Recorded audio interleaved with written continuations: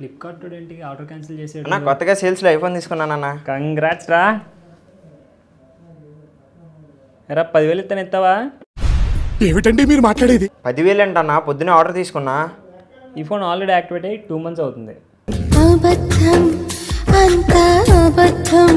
నీకెలా తెలుసు? నీకు తెలీదా? తెలీదన్నా. మీకు కూడా తెలీదా?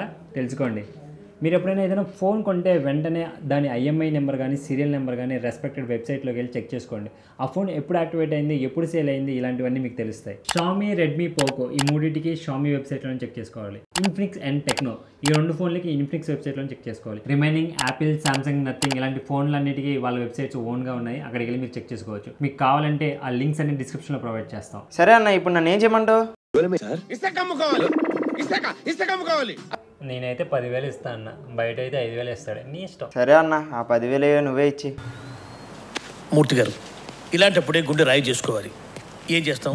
స్మార్ట్ చాయిస్ రా, కానీ ఫోన్ కొన్నప్పుడు ఎందుకో స్మార్ట్గా డెసిషన్ తీసుకోలేదు. ఏం చేస్తాంలే అన్న. సరే, కానీ మీరు మాత్రం ఈ తప్పు చేయి. మీకు ఇలాంటి ఇన్ఫర్మేషన్ ఇంకా కావాలంటే ప్లీజ్ సబ్స్క్రైబ్ ద ఛానల్.